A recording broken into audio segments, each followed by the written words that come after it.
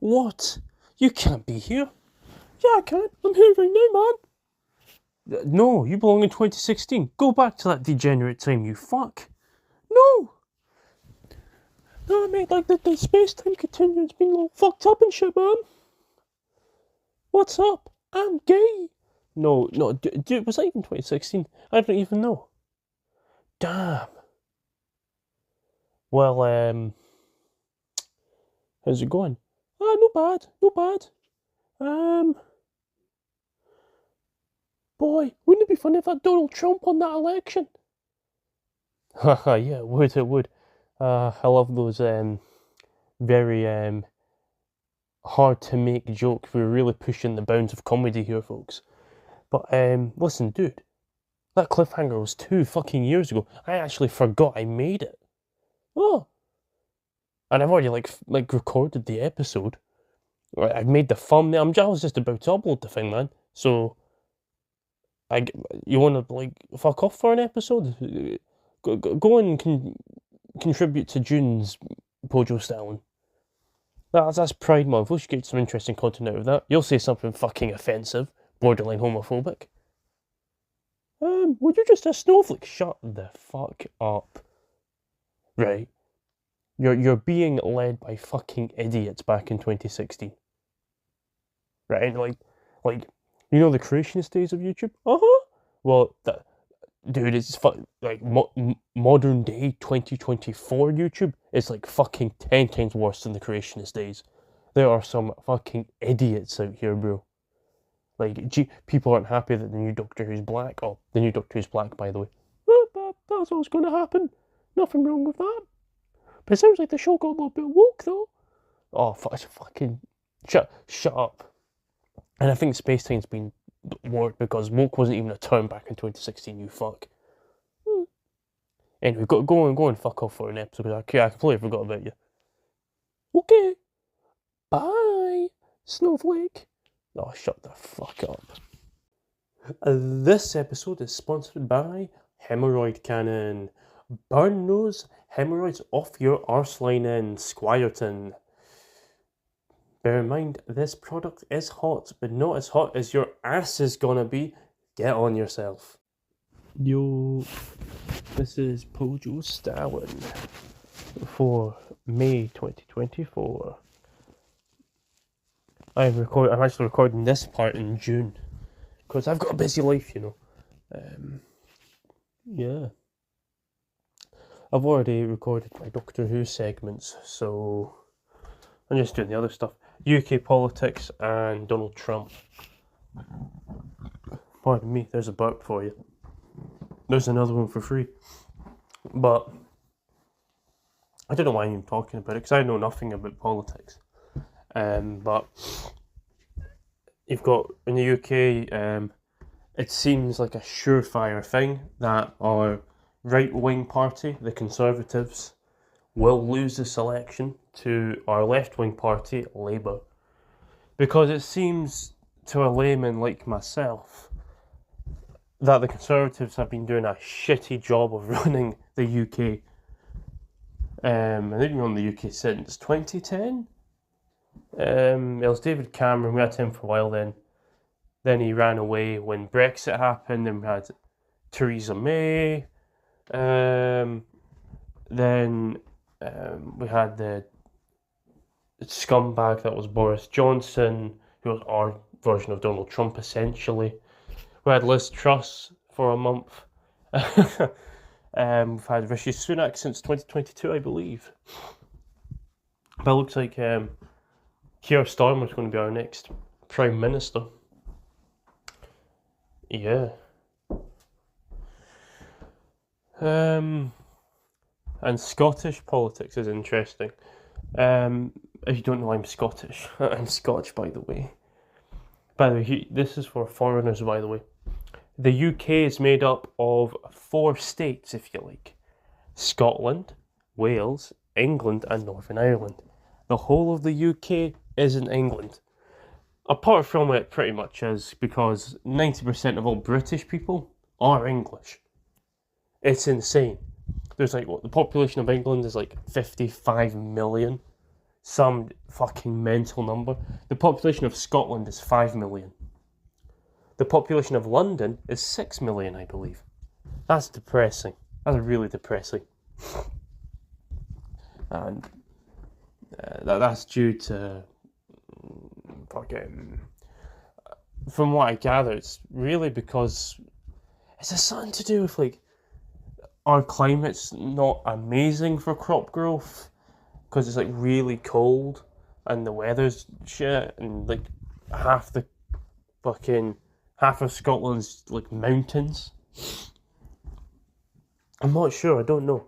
But I've heard it's something like that. Yeah, well, in Scotland, our first minister, so, like, the UK, well, you think of it as, like, the leader of our state government, right? It used to be a guy called Humza Yousaf, the first non-white person to run Scotland, I believe. And I believe he's of Pakistani descent.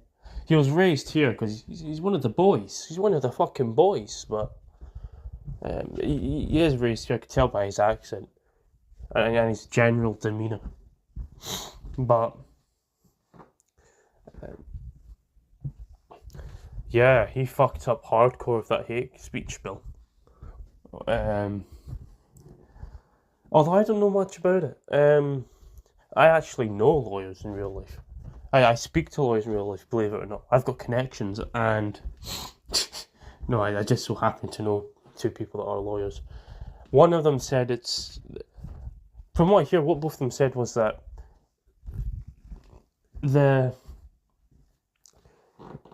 what constitutes hate speech isn't clear. Apparently, it doesn't have a thing. The bill doesn't have a thing called an objective test. Something like that.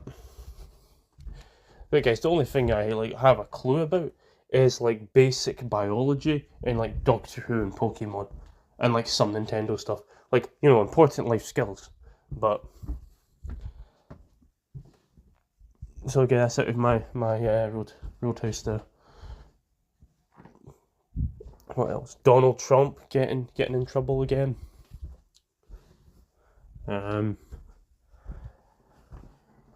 God knows what's going to happen with America. He might be the next president. Like, dog. I remember back in 2016 when I was a lad, when I was a young stud. And I liked Trump because he was like the meme candidate. Because of course he ran in the 2016 election and won. You know, if you asked me to take bets on who was going to win, I would have said Hillary Clinton. Like, it seemed almost a sure thing that she was going to win. But he won, and it was a crazy 4 years, wasn't it? It was crazy. And of course, Joe Biden won after him in the 2020 election. There was Jan 6. The Jan 6, I don't know what you call that, riot? But I think if Donald Trump isn't the winner of the 24 election, there's going to be something else, like a Jan 6. Because those followers of his are fucking wild, bro. They are fucking wild. Dressing up in fucking Viking gear and... Dude. Or maybe that they're just the extremists, I don't know. It's like what some people do with folk online.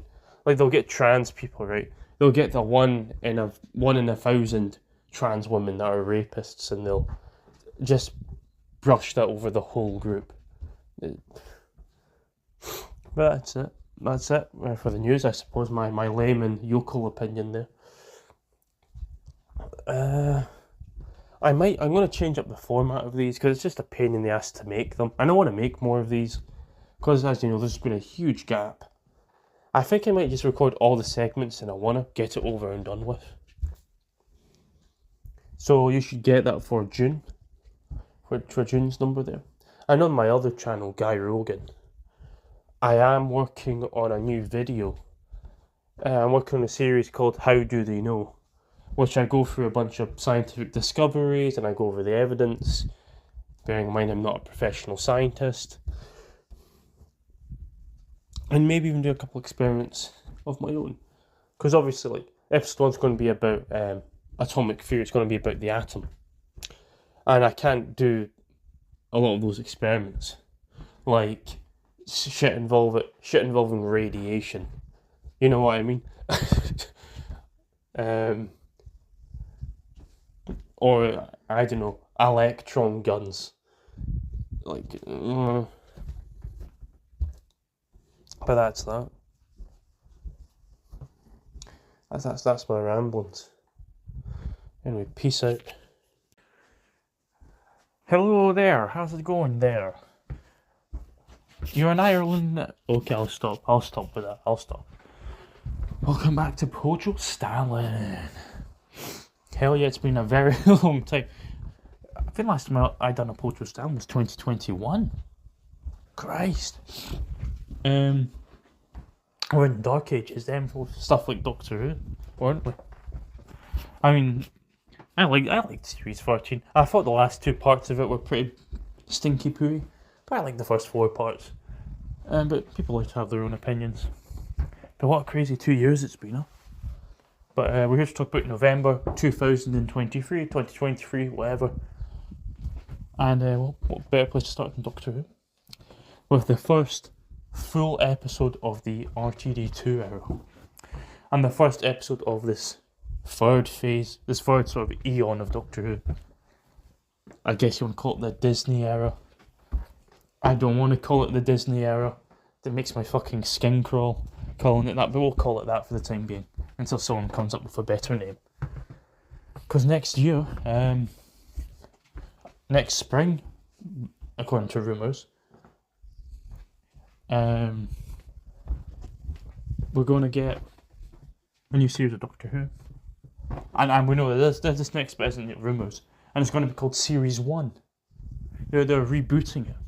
There'll still be continuation, but, you know, for marketing purposes, I suppose they're saying this next series is going to be Series 1 of a brand new era. But anyway,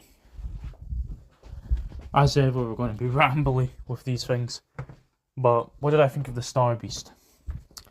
I thought it was alright. I thought it was good B tier Doctor Who, middle shelf Doctor Who. Yeah, I thought it was pretty good. I thought it was fun. It was just a laugh. Wasn't anything mind blowing. Like, it's not Pyramids of Mars or Genesis of the Daleks or Blink or Heaven Sent. It's nothing like mind blowing like that. It was fun. I thought the transgender stuff.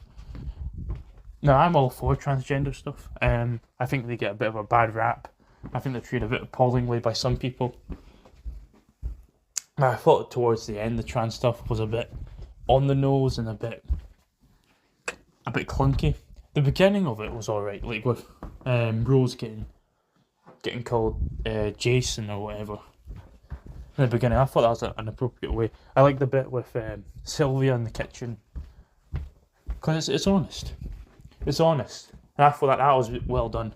And I don't mind there being a transgender character in the 60th anniversary, whatever. These people exist. They've allowed a Scotsman in the 60th anniversary. I'm sure that they can allow a transgender person. I thought the plot went by very quickly. We didn't get much of Meet the Beep and the Wraith Warriors. It's a bit of a shame. It was really focused on David Tennant's Doctor reuniting with the Noble family. But I thought it was fine. I look forward to Special 2 and Special 3. I wonder what's going to be in Special 2. I suspect there's going to be fan service. Maybe not. Some people are saying crazy things like maybe the villains of Special 2 are going to be the Warren from Ark in Space, which, if you don't know, was a story in the 1975 season of the show, and it's seen as one of the all-time great episodes. But yeah, that's what I thought. I like the new TARDIS. I like the new title theme. Oh, and one more thing. I thought the episode was a bit cheesy. Like, I thought the beginning of the episode was cheesy, when the 14th Doctor was like, once upon a time, Lord. I was like, oh god, please fucking stop. So it wasn't terrible, but it was like, oh god. Alright, okay, Russell. And I thought the resolution to the meta crisis, or the supposed resolution, was a bit cheesy. Apparently, the power of womanhood made the meta crisis go away, which was a bit of a laugh. I'm not gonna flip out like some people, some people fucking crying themselves to sleep over all this, but nah, not me. I don't mind. Fucking whatever. Maybe it's because I'm a white. Maybe it's because I'm a white cis het man or whatever. Maybe it's because of that.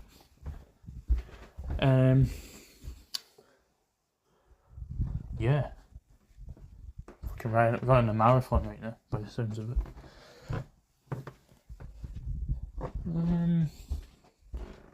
But yeah, that's the crack.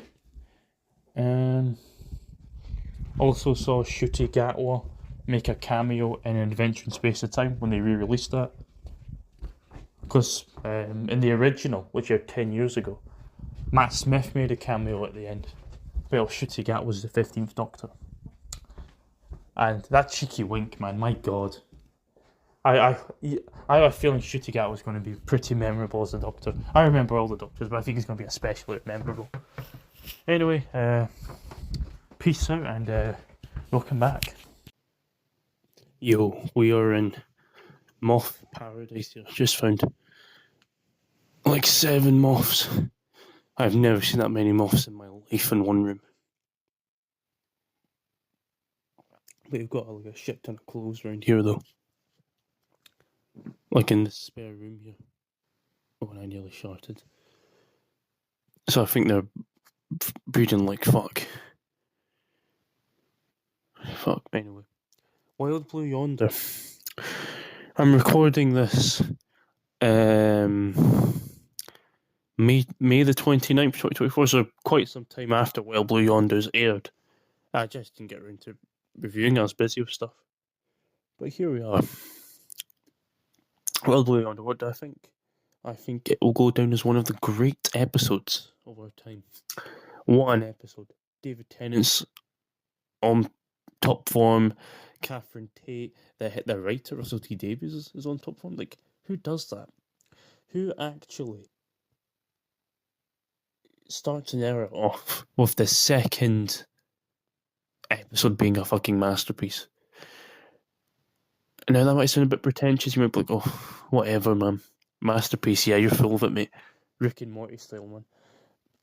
But, as we'll get to later on, in the RTD2 era, because as I record this, we're halfway through series 14.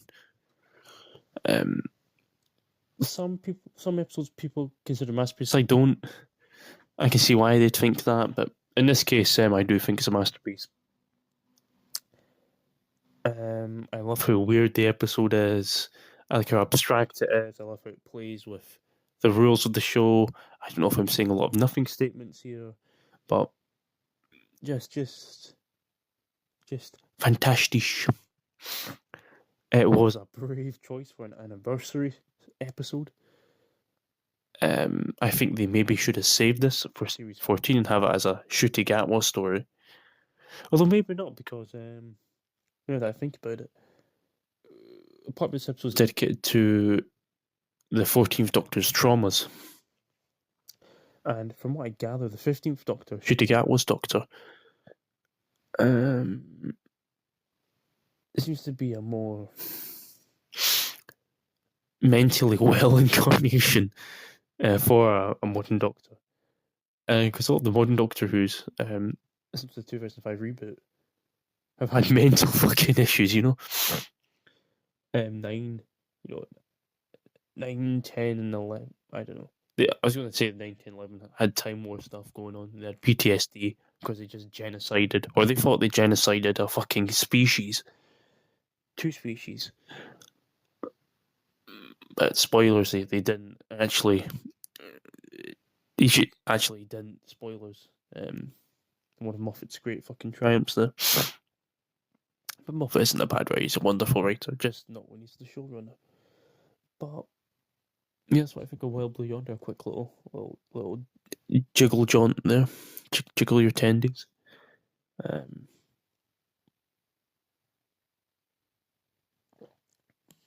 Yeah. See ya. The giggle. I'm recording my opinions of Wild Blue Yonder all the way up to 73 yards, or all being recorded in tandem. I'm an intellectual. I use fancy words. No, the thing is, there's other people in the house, so I can't really be shouting like a fucking moron here. And I love being a moron. It's quite fun. But being a moron is all I know. And the giggle, the final part of the 60th anniversary miniseries. It was alright. Neil Patrick Harris is bloody wonderful as a toy maker, ain't he? Catherine Tate's wonderful, David Tennant's wonderful, Bonnie Langford's wonderful, Russell T Davies is wonderful as our gay saviour. But I went back too quickly. This felt like a story. This episode should have.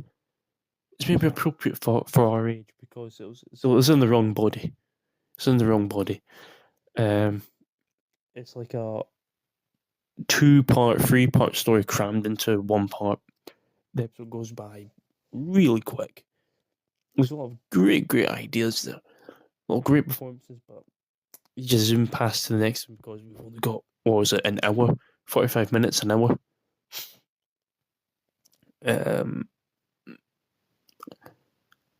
I'll tell you one thing about the set of the show. It's definitely, is it? I was supposed to say it's a bit more wacky.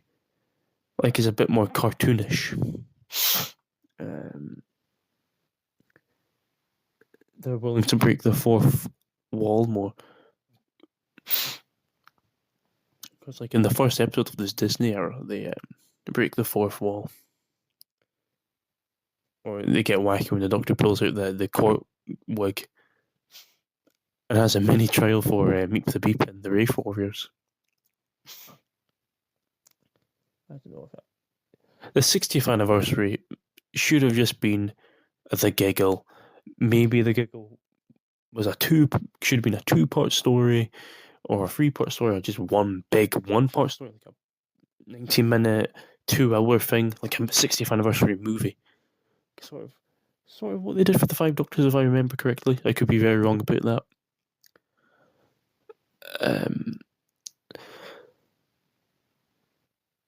The Star Beast and Wild Blue Yonder maybe should have been saved for Series 14 for Gatwa. Even though, yeah, some of the stuff is pretty much an epilogue to Series 4. And is sort of deals with the Doctor's traumas, and the 15th Doctor's meant to be a mentally healed version of the Doctor, pretty much, apart from all the timeless child stuff. But hey, by generation, I'll allow it. RTD will do. There's one atrocity that I won't forgive RTD for, and we'll discuss it next episode. But by generation, the 14th Doctor's a gimmick Doctor anyway. It's fine. We just got a proper regeneration, like 2 or 3, like 3 episodes ago. So I'm fine with that. I just wish the episode was longer. Especially since the Celestial Toymaker, the Toymaker as what Doctor calls him, has been demanded for a return for so long, for decades. Of course, the extended universe would oblige. You've got books and audio books with the Toymaker, but you've never had a TV story up until last year. But anyway, 65. If I were to grade them, I would give the Star Beast a C, Wild Blue Yonder an A. We don't do S tiers here. And the giggle, I would give that a B. They got a lot of potential, but again, too short.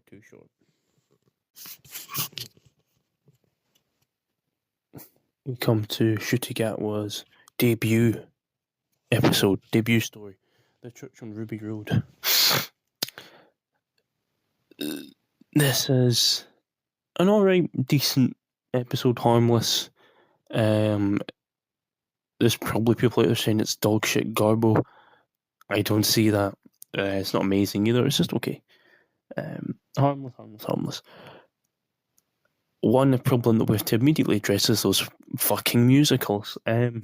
Let's drop those like a baby out of a burning block of flats. I don't know what the fuck Russell was thinking with the musicals, man. Yeah. I'm too angry. I can't say anymore. Interesting ideas. The time goblins are interesting. Their language. Oh, I farted. Oh. The whole rope banana stuff. The electronics or whatever are just like. Hello? They're like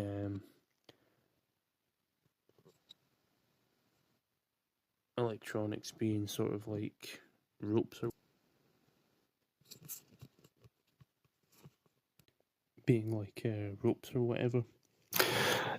Sorry, I had to check if the recording was actually recording, because the visuals here on the phone are looking a bit weird. But there's not much to say about this episode, really. It's just whatever. Not bad, not amazing. It's a C-tier episode. I like Ruby's family. I can relate to her mum, because her mum has a personality similar to my mum. So that'll be interesting. Even like I hope she isn't. It isn't an offensive thing to say. A fairly similar appearance. My mum isn't black, but she's like spiritually black. The grandma, she's alright. She's a fun character.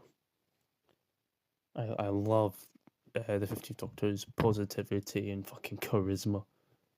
They haven't made like a cuck doctor, because we're all sensitive souls nowadays, and that's not necessarily a bad thing, but you can't take it too far sometimes. I'm not trying to be a reactionary fucking Tory or anything by saying that, but I like how he's still got fucking riz.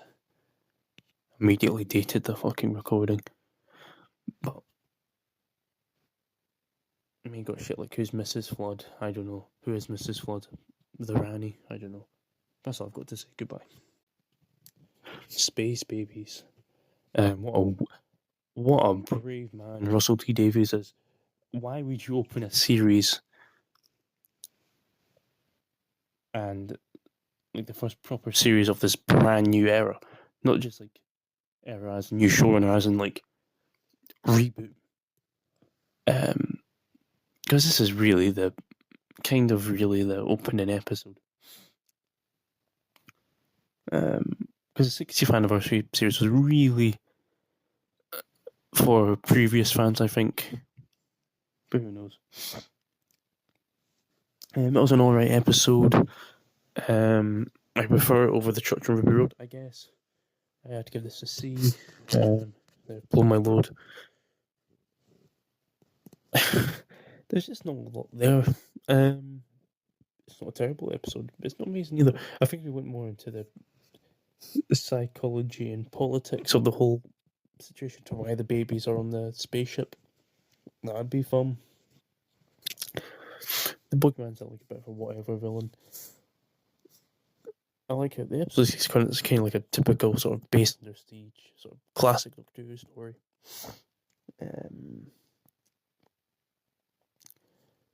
Yeah, not much to say on this one. So I don't think I'll say any more. Goodbye. Oh no. The villain's non-binary. Oh my god. I'm played by a transgender woman. Oh. A transgender woman in drag, I think. Right? Because Jinx, the actress, is trans, but they have a drag queen persona called Jinx Monsoon. I'm not sure. I don't know a lot about Jinx Monsoon. But this was a fun episode. I love the villain Maestro. I think it's an interesting concept. I hope they return. And it looks like they will return at some point because Russell's hinted at that. The story is by Russell T Davies. The Devil's Chord.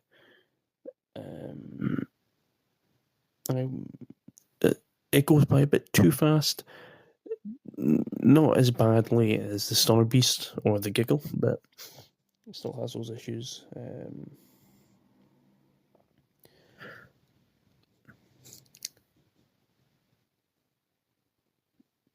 Yeah, I appreciate the little shout out to Susan in the episode. So I don't know if Susan's going to return sometime soon. Maybe not. I can imagine the show doing weird shit like that, shouting out Susan. Because I guess if you're in 1963, you have to shout out Susan in the First Doctor. As soon as that whole era began in 1963.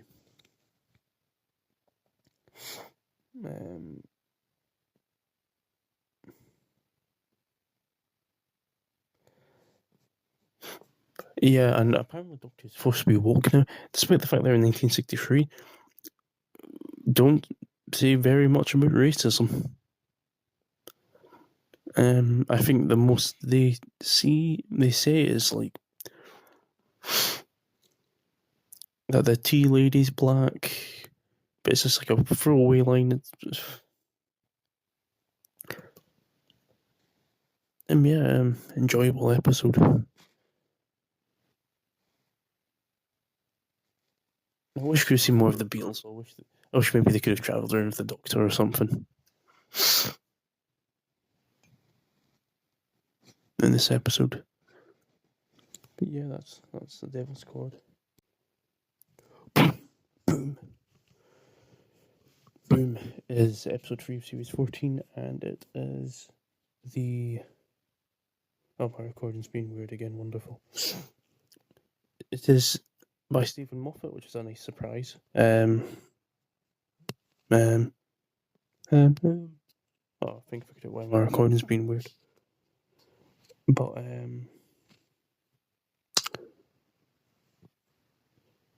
it's a masterpiece. It'll go down as one of the greats. I'd give it an A. It's such a simple concept. The Doctor standing on a landmine, and they have to get him off the whole episode. Just wonderful stuff. It's done really well. You might think that's a bit pretentious of me to fucking like something like that, but I can be a pretentious fuck. I love shit like that. Sometimes stuff like that can be too artsy and away with itself, and we will come to that very soon. An example of that, not in this recording, but in a subsequent recording.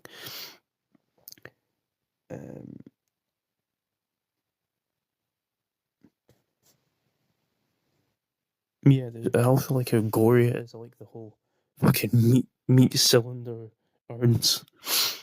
They're pretty cool. I like how the 15th Doctor just takes complete control of the situation. I like the quips, the Moffatisms.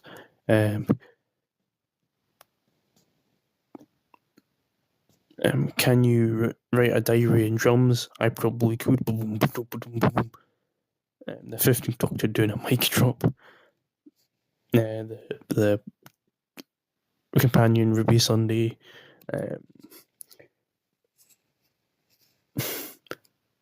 Sort of having a dig at the Doctor, saying that he's babbling because he's in a stressful situation. You can imagine Clara or Amy or Rory digging at the Doctor in that we're Bill or Nardole,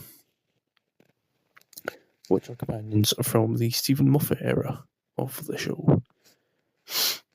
The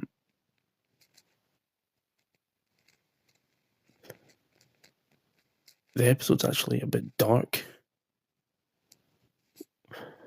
the thing with Series 14 in general is it seems to have I'm going to call it Series 14 by the way. It has a set of balls on it. Because the series appears to be pretty experimental. It's not playing it safe, because he could have just done fucking something really dry, very generic, but they haven't. They've chosen to experiment like this. And if Moffat, because we know Moffat's writing the 24 Christmas special, if that were his last story, I don't think I'd be terribly upset. He was contributed to the show, because he's written in. He's written like for 11 seasons of the show. 6 is showrunner, but the others is just a standard writer. He's really written some of the best stories. The Empty Child, The Grandfather's Blink, Heaven Sent, World Nothing Time, and Boom. Just really good, and I hope the rest of Series 14 can continue this quality in the rest of the RTD2 era. Yeah, that's what I think of Boom. I figured out how my recording was weird. I switched it to interview mode by mistake. Somehow. But here we are, 73 Yards, episode 4 written by Russell Davies. Russell Davies said this episode was one of the best things he's ever written. It is not, Russell. I always get my nose always starts to go when someone starts to hype up their own stuff in that way. What before it came out, before it comes out, what do you call that? Pre-humorously? I don't know. Why am I trying to sound like a fucking Oxford guy? I'll tell you this now, it had the potential to be a very good episode of the show. I'd give it a B ultimately with what we got, but I can see how the idea would excite them. It just didn't come. Could have had more time in the oven. It was very nearly excellent. It's unclear how the story makes sense. I've heard it makes sense if you really dig into it and really think about it, but it's not immediately obvious. Like, if you're just watching it like a normal person, you're not like. Pretty much what I'm trying to say is that it's a bit obtuse why it makes sense. It's a bit. You have to sort of psychoanalyze the episode. Is that a good thing? I don't know. I'll leave that up to you.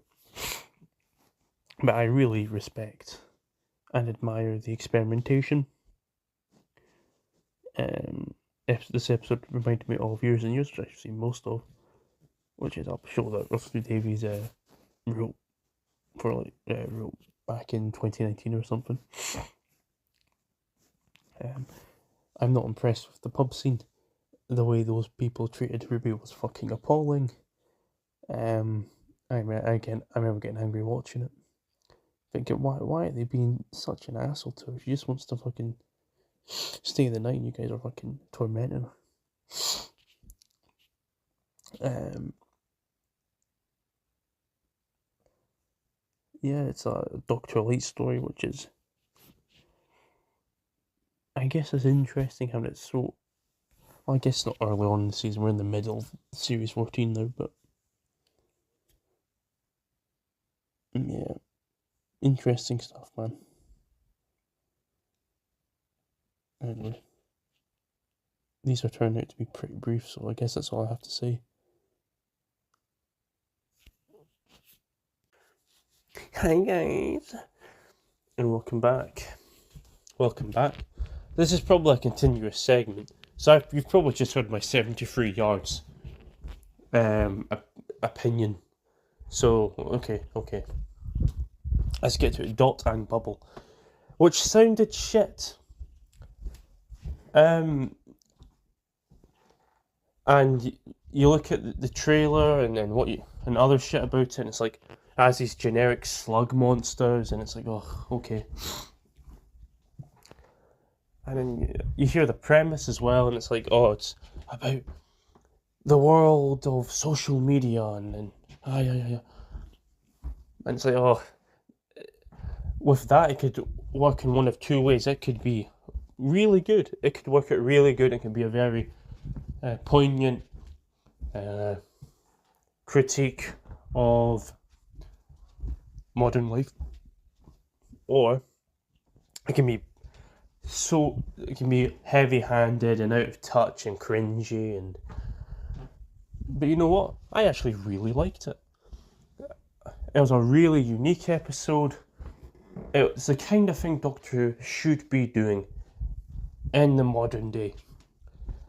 Russell T Davies has taken cues from Black Mirror, which is sort of, I'm going to call it sort of like a high science fiction. So like a very sophisticated, very thought-provoking program. And Russell's trying to incorporate this. If he's going to do more shit like this, we're in for a golden age of Doctor Who. And I think we are going to be in a golden age. I'm going to temper my expectations though, but I think it's totally possible. Because the writing's been so refreshing this season. But let's get back to Dot and Bubble. That main character's a bitch, by the way. Jesus Christ. Apparently the episode's about racism. And about modern day racism, which I think is brilliant. Look, I'll tell you how smart I am. I didn't even pick that up at all. I thought it was about class. I thought this was about posh folk sort of pissing all over poorer folk. And let me just get this straight. It's not that if you have a lot of money, you're a shit person. No. There are some people that have a lot of money who are just shit people. Or they use it as an excuse to turn into shit people. I don't like that reverse classism thing, which is a phrase I picked up from a podcast. The Glazga Dad podcast. And that's not an excuse to shill for billionaires or anything. Far from it. It's just that sometimes folk can be a wee bit unfair to people with a lot of money. And of course it can be unfair to people that don't have a lot of money as well. I thought it was really good, and it was kind of a Doctor Light episode. Because the Doctor wasn't really the main character, it was that fucking spoiled bitch that was the main character. But that was a great moment at the end of the episode where the Doctor, gives his speech, and that was apparently the first scene Gatwa filmed outside of the Giggle. So that was really good. And it's even better known it's about racism. And I just love that it's about modern day racism. And I don't mean like in normal life. I mean like in digital fucking online life. And it is there. There is bigotry online. There totally is. Like, I'm telling you, like the SJW wars, there was like a split. Because it became like just skeptical people that maybe had a bit of knowledge in certain areas of science. Because back in the day, people used to spread bullshit around. Like creationism and just anti-science shit, right? Vaccines cause autism and this shit. I should maybe shut up about the vaccine stuff. I don't know. I should probably shut up about the vaccine stuff. I don't really know anything about that. But evolution, I'm pretty convinced it's true. But, because, history of fucking wars on the internet. You've got the creationism wars, which, as I say, were a bunch of people denying evolution. Then it became the SJW wars, where it was sort of like militant feminists, that sort of thing. And now it's just sort of like you're debating anti-science people and genuine bigots. Like genuine 9-carat gold bigots. You know what I'm saying? It's insane. There's my little ramble. I might actually cut that bit out. But yeah, good episode. R2D on top form. Maybe I actually prefer this over 73 yards. But there you go. Thanks for listening. That is all for today's Pojo, or this month's Pojo Stalin. Just a little update. I'm going to start streamlining these. I'm going to try and do them in a one-er. So June's issue, this is May's issue, should be done in a one-er. Yeah, that's it. There's my ramblings. There you go. Bye bye.